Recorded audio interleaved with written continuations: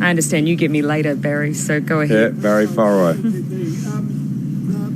Turnbull, in your view, I know it's legal, but is it moral to deport citizens, New Zealand citizens from Australia to New Zealand?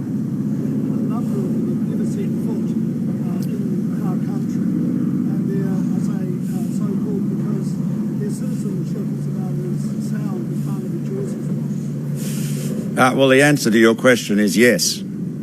And there is a right of appeal, which a number of the deportees take up. I understand, I just advised early today, we're both advised that just a little bit under 40% of those appeals are successful. So we have the process, this is in accordance with Australian law, and the process is a fair and just one.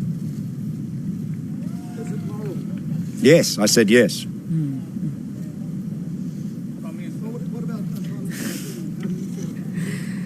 As we've spoken about many times before, Barry, I absolutely accept that the Australian government is well within their rights to exercise their deportation policy as they have.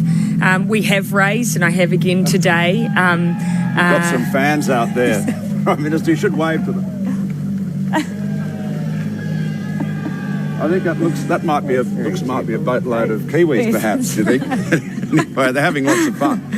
Spending good money here in Sydney as well. That's the way. Look, I've raised again, as we have on previous occasions, elements of the deportation policy that have, in particular, been brought to our attention. Where, for instance, someone has never stepped foot in New Zealand, it's something that we've been keen to make sure the Australian government's aware of our perspective on that and our strength of feeling around it. But ultimately, it is in the Australian government's hands to determine how they manage that element of the policy.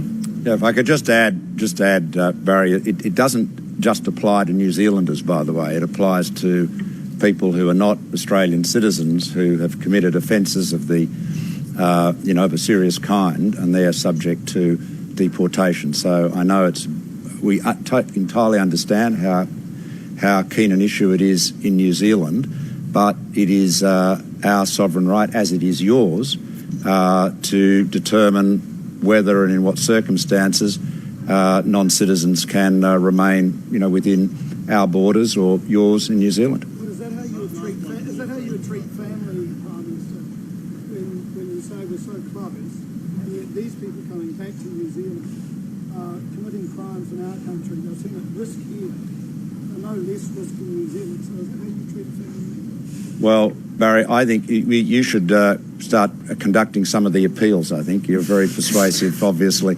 But look, it is our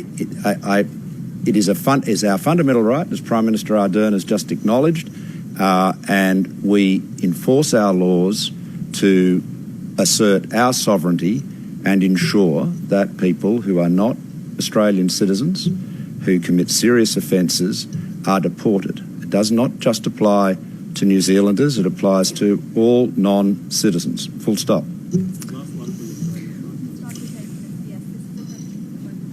Yeah. Prime Minister Ardern, the last time you were here at Kirby House, you both indicated that the New Zealand offer to take refugees and asylum seekers from Latvia would be considered once the US deal is done.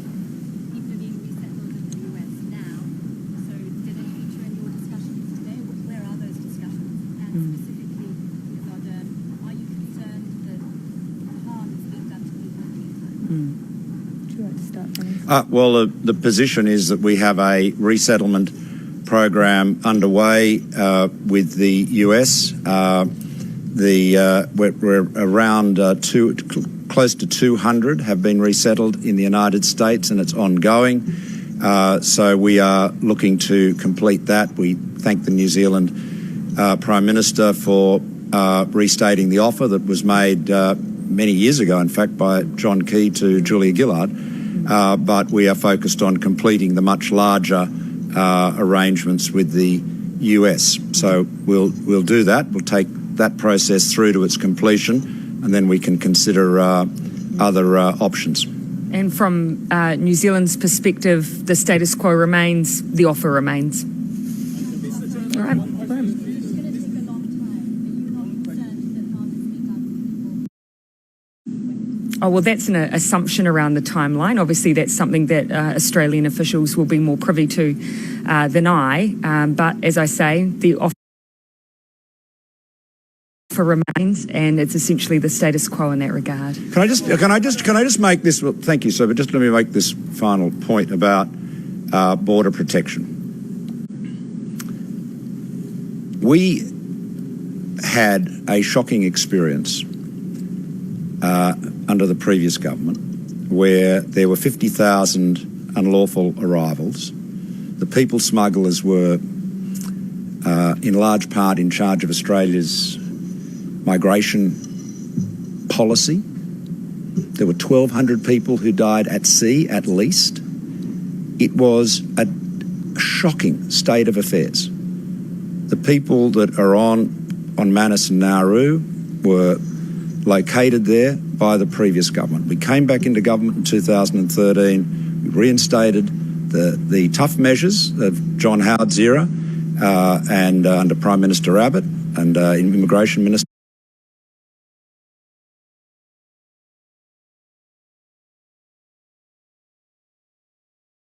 from Manus and Nauru. There are no longer any kids in detention in Australia. Thousands were put in detention when the borders were insecure, right? So all of that has been changed, and we are now able to take 18,000 refugees a year, in addition to which we've also taken 12,000 refugees from the Syrian conflict zone. We're able to do that because we are in charge of our borders and not the people smugglers. We are not going to hand Australia's borders, Australia's migration, back to the people smugglers. That's our commitment, and I have to tell you, there is nothing humane about people drowning at sea. Okay, thank you all very much. Okay, so that was live from Sydney. The New Zealand and Australian Prime Ministers holding a media conference after talks this morning. Apologies that we weren't able to hear a number of the questions there.